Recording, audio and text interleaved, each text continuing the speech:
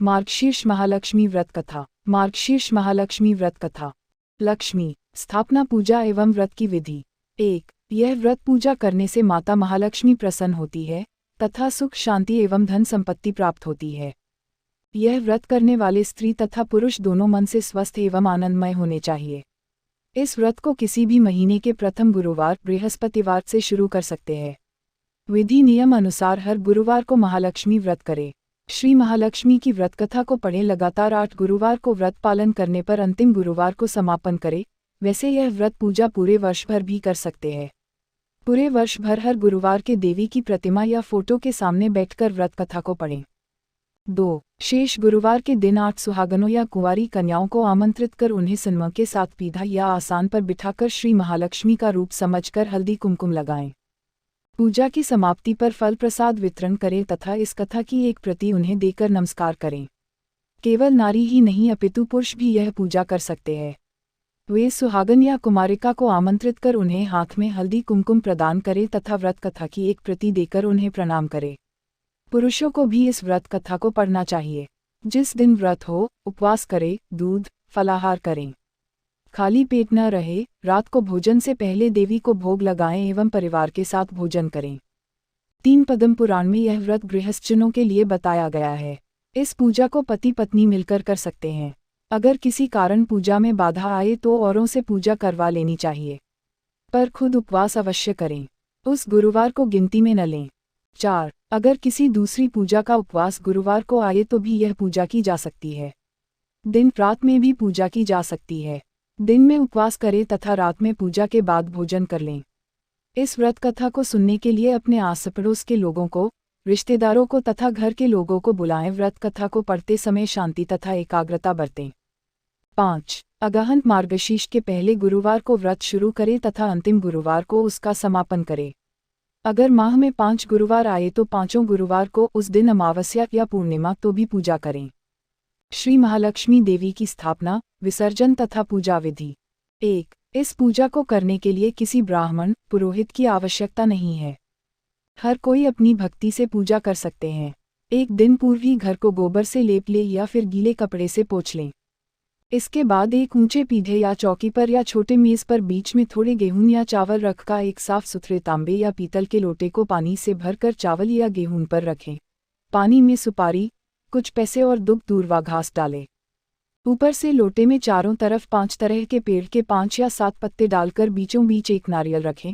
उस नारियल पर बाजार में उपलब्ध देवी के मुखौटे या चेहरे को बांध या चिपका दें और लोटे पर हल्दी कुमकुम लगाएं और साथ ही उस लोटे के गले में लोटे के हिसाब से लहंगा बांध दे और नारियल के ऊपर एक छोटी चुनरी भी चढ़ा देवे। साथ ही देवी की प्रतिमा या फोटो को पूर्व दिशा में मुंह करके या उत्तर दिशा में मुंह करके स्थापना करनी चाहिए। इस व्रत कथा की पुस्तक में जो फोटो हैं उसे भी सामने रखें तथा पूजा प्रारंभ करें। 2। इसके बाद आचमन। ओम केशवाय नमः, ओम नारायणाय नमः, ओम माधवाय नमः। इन तीनों मंत्रों को पढ़कर प्रत्येक मंत्र से एक एक आचमन करें। फिर ओम गोविंदाय नमः बोलते हुए हाथ धो लें। फिर देवी को फूलों से जल का छींटा देते हुए स्नान करवाएं और हल्दी कुमकुम लगाएं, पुष्प हार अर्पित करें, धूप दीप जलाएं। फिर इसके बाद भोग लगाकर महालक्ष्मी व्रत के महात्म्य का पाठ करें। शुरू में महालक्ष्मी नमन अष्टक का पाठ करें, फिर देवी को प्रणाम कर कथा का पाठ शुरू करें। कथा की समाप्ति पर देवी की आरती उतारें तथा फिर से प्रणाम करें। 3। रात को फिर देवी की पूजा करें, मिष्ठान का भोग लगाएं तथा गौ माता के लिए भी अन्न रखें और दूसरे दिन सुबह गौ माता को उनका हिस्सा अर्पित करें। इसके बाद परिवार के सदस्यों के साथ मिलकर भोजन करें। 4। दूसरे दिन सुबह स्नान करके पेड़ के पत्तों को निकले और घर में अलग अलग जगह रखे पानी को समुद्र, नदी, तालाब, कुएं या तुलसी की क्यारी में डाल दें। जिस जगह पूजा की हो वहां हल्दी कुमकुम छिड़क कर 3 बार प्रणाम करें। इसी प्रकार महीने के हर गुरुवार को करें। मार्गशीर्ष अगहन मास के 4 गुरुवार हो तो 4 और 5 हो तो 5 को इसी प्रकार पूजन करें। पद्मपुराण में कहा गया कि जो कोई भक्त हर वर्ष श्री महालक्ष्मी जी का यह व्रत करेगा उसे सुख संपदा और धन का लाभ होगा।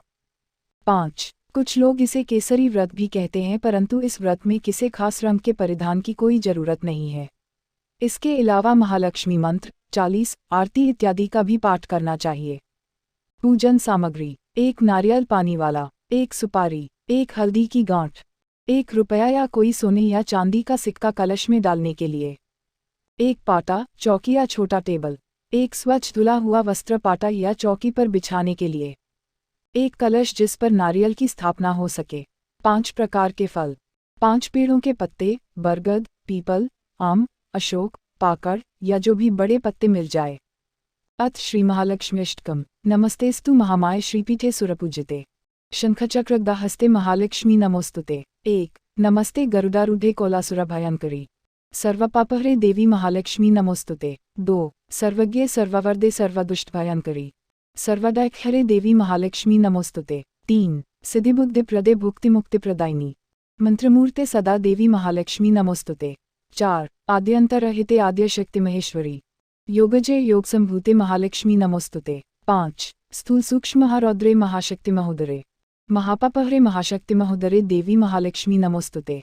6 पद्मासन स्थिते देवी परब्रह्म स्वरूपिणी परमेशी जगन्मातर महालक्ष्मी महालक्ष्मी नमोस्तुते। 7 श्वेतांबरधरे देवी नानालंकारभूषिते जगत्स्थिते जगन्मातर महालक्ष्मी महालक्ष्मी नमोस्तुते। 8 महालक्ष्म्यष्टकम् स्तोत्रम् यः पठेत् भक्तिमान् नरः सर्वसिद्धिं वाप्नोति राज्यं प्राप्नोति सर्वदा। 9 एककाले पठेन्नित्यं महापापविनाशनम् द्विकालं यः पठेन्नित्यं धनधान्यसमन्वितः। 10 त्रिकालं यः पठेन्नित्यं महाशत्रुविनाशनम् महालक्ष्मीर्भवेन्नित्यं प्रसन्ना वरदा शुभा। 11 इति श्री महालक्ष्मी स्तोत्र समाप्त। श्री महालक्ष्मी महात्म्य की व्रत कथा।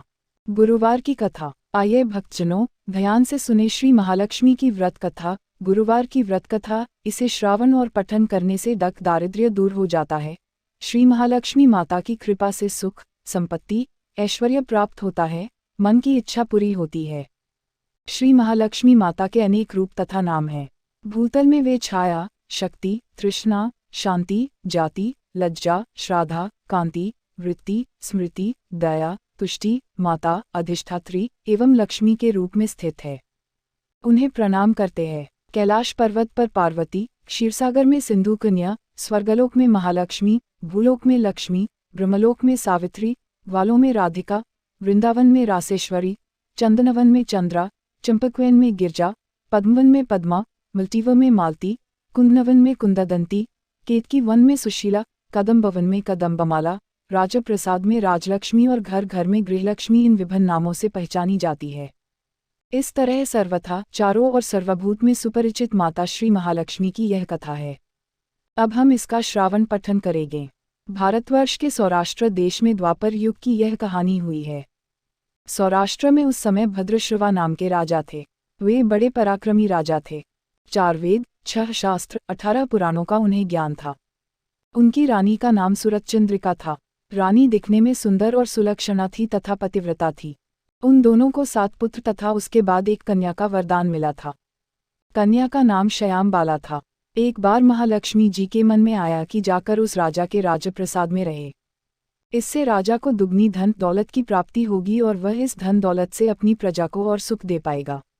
गरीब के घर अगर रहे और उसे धन दौलत प्राप्त हो तो वह स्वार्थी की तरह केवल अपने ऊपर ही खर्च करेगा। यह सोचकर श्री महालक्ष्मी जी ने बूढ़ी ब्राह्मण स्त्री का रूप धारण किया, हाथ में लाठी लिए लाठी के सहारे रानी के द्वार तक पहुंची। यद्यपि उन्होंने बूढ़ी औरत का रूप धारण किया था पर उनके चेहरे पर देवी का तेज था। उन्हें देखते ही एक दासी सामने आई। उसने इनका नाम, धाम, काम, धर्म पूछ डाला। वृद्ध ब्राह्मण का रूप धारित माता लक्ष्मी ने कहा, बालिके मेरा नाम कमला है, मेरे पति का नाम भुवनेश है। हम द्वारिका में रहते हैं। तुम्हारी रानी पिछले जन्म में एक वैश्य की पत्नी थी। वह वैश्य गरीब था। दारिद्र्य के कारण हर रोज घर में झगड़े होते थे तथा उसका पति रोज उसे मारता था। इन बातों से तंग आकर वह घर छोड़कर चली गई तथा वन जंगल में खाली पेट भटकने लगी। उसकी इस दुर्दशा पर मुझे दया आई। तब मैंने उसे सुख संपत्ति देने वाली श्री महालक्ष्मी की कथा सुनाई। मेरे कहने पर उसने श्री महालक्ष्मी का व्रत किया। श्री महालक्ष्मी प्रसन्न हुई, उसकी गरीबी दूर हुई। उसका घर संसार दौलत, संतति, संपत्ति से भर गया। बाद में पति पत्नी दोनों परलोक से धरे। लक्ष्मी व्रत करने के कारण वे लक्ष्मी लोक में रहे। उन्होंने जितने साल महालक्ष्मी का व्रत किया उतने हजारों साल उन्हें सुख भोग मिला। इस जन्म में उसका जन्म राजघराने में हुआ है, परंतु वह श्री महालक्ष्मी का व्रत करना भूल गई है। उसे यह याद दिलाने में यहाँ आई हूँ। बुढ़िया की बातें सुनकर दासी ने उन्हें प्रणाम किया। तथा श्री महालक्ष्मी का व्रत किस तरह किया जाए इस बारे में पूछा। बुढ़िया रूप धारण किए हुए श्री महालक्ष्मी माता ने दासी को पूजा की विधि तथा महिमा बताई। इसके बाद वह दासी माता को प्रणाम कर रानी को बताने अंदर चली गई। राजवैभव में रहते हुए रानी को अपने ऐश्वर्य का बहुत घमंड हुआ था। संपत्ति तथा अधिकार की वजह से वह उन्मत्त हो गई थी। दासी द्वारा बताई गई बुढ़िया की बातें सुनकर वह आग बबूला होकर राजद्वार पर आकर बुढ़िया रूपी श्री महालक्ष्मी पर बरस पड़ी। उसे यह मालूम नहीं था कि श्री महालक्ष्मी माता बुढ़िया का रूप धारण किए द्वार तक आई है, परंतु रानी का इस कदर रूख बर्ताव तथा अपना अनादर देखकर माता ने वहां ठहरना ठीक न समझा। वे वहां से चल पड़ी। राह में उन्हें राजकुमारी शयांबाला मिली। उन्होंने शयांबाला को सारी बात बताई। शयांबाला ने अपनी ओर से श्री महालक्ष्मी माता से क्षमा मांगी। माता को उस पर दया आई। उन्होंने शयांबाला को श्री महालक्ष्मी व्रत के बारे में बताया। उस दिन अगहन मार्गशीर्ष माह का पहला गुरुवार था। शयांबाला ने परम श्रद्धा से श्री महालक्ष्मी का व्रत रखा। फलस्वरूप राजा सिद्धेश्वर के सुपुत्र मालाधर से उसका विवाह हुआ। वह धन दौलत ऐश्वर्य वैभव से मालामाल हो गई। पति के साथ ससुराल में आनंद से दिन बिताने लगी। इधर श्री महालक्ष्मी का रानी पर प्रकोप हुआ। फलस्वरूप राजा भद्रश्रवा का राज्य एवं राजकरुबर नष्ट हो गया। यहाँ तक कि खाने के लाले पड़ गए। ऐसी हालात में एक दिन रानी ने राजा से निवेदन किया, हमारा दामाद इतना बड़ा राजा है, धनवान है, ऐश्वर्यशाली है, क्यों न उसके पास जाए, अपना हाल उसे बताए, वह जरूर हमारी मदद करेगा। इस बात पर राजा भद्रश्रवा दामाद के पास रवाना हुए। राज्य में पहुंचकर एक तालाब के किनारे थोड़ी देर विश्राम लेने के लिए ठहरे। तालाब से पानी लेने आते जाते दसियों ने उन्हें देखा। उन्होंने विनम्रता से उनकी पूछताछ की। जब उन्हें यह मालूम हुआ कि वे रानी श्यामबाला के पिता हैं तो दौड़ते हुए जाकर उन्होंने रानी को सारी बात बताई। रानी ने दासी के हाथ राजपरिधान भेजकर बड़े ठाठ से उनका स्वागत तथा आदर सत्कार किया, खान पान करवाया। जब वे लौटने लगे तो सोने की मोहरों से भरा घड़ा दिया। राजा भद्रश्रवा जब वापस लौटे तो उन्हें देखकर रानी सूरजचंद्रिका खुश हुई। उन्होंने सोने की मोहरों से भरे घड़े का मुंह खोल पर हाय भगवान, घड़े में धन के बदले कोयले मिले। यह सब श्री महालक्ष्मी के प्रकोप से हुआ। इस प्रकार दुर्दशा में और कई दिन बीत गए। इस बार रानी स्वयं अपनी कन्या के पास गई। वह दिन अगहन माह का अंतिम गुरुवार था। श्यामबाल ने श्री महालक्ष्मी का व्रत किया, पूजा की, अपनी माता से भी व्रत करवाया। इसके बाद रानी अपने घर आई। श्री महालक्ष्मी का व्रत रखने पर उसे फिर से अपना राजपाट, धन दौलत, ऐश्वर्य प्राप्त हुआ। वह फिर से सुख, शांति, आनंदमय जीवन बिताने लगी। कुछ दिनों बाद राजकन्या श्यामबाला अपने पिता के घर आई। उसे अपने घर देखकर सूरजचंद्रिका को पुरानी बातें याद आई। यही कि श्यामबाला ने अपने पिता को घड़ा भर कोयला दिया था और उसे तो कुछ भी नहीं दिया था। इसी कारण श्यामबाला को पिता के घर आने पर उसका कोई आदर आतिथ्य नहीं हुआ, बल्कि अनादर हुआ। पर उसने इस बात का बुरा नहीं माना। अपने घर लौटते समय उसने पिता के घर से थोड़ा नमक ले लिया। अपने घर लौटने पर उसके पति ने पूछ, अपने मायके से क्या लाए हो? इस पर उसने जवाब दिया, वहाँ का सार लाए हूँ। पति ने पूछा, इसका मतलब क्या हुआ? श्यामबाला ने कहा, थोड़ा धीरज रखे, सब मालूम हो जाएगा। उस दिन श्यामबाला ने सारा भोजन नमक डाले बिना बनाया और परोसा। पति ने खाना चखा। सारा खाना नमक बिना था इसलिए स्वाद न आया। फिर श्यामबाला ने थाली में नमक डाला, इससे सारा भोजन स्वादिष्ट लगने लगा। तब श्यामबाला ने पति से कहा, यही है वह मायके से लाया हुआ सार। पति को उसकी बात सही लगी। फिर वह दोनों हंसी मजाक करते हुए भोजन करने लगे। कहा गया है कि इस तरह जो कोई श्रद्धा भाव से श्री महालक्ष्मी की पूजा करे उसे माता की कृपा प्राप्त होती है। सुख, संपत्ति, शांति प्राप्त होती है, सभी मनोकामनाएं पूरी होती है। परंतु यह सब प्राप्त होने पर माता की पूजा को भूलना नहीं चाहिए। हर गुरुवार को व्रत पाठ अवश्य करना चाहिए। इस तरह श्री महालक्ष्मी की महिमा भक्तों की मनोकामना पूरी करती है। इस प्रकार श्री महालक्ष्मी की गुरुवार की कथा संपूर्ण होती है।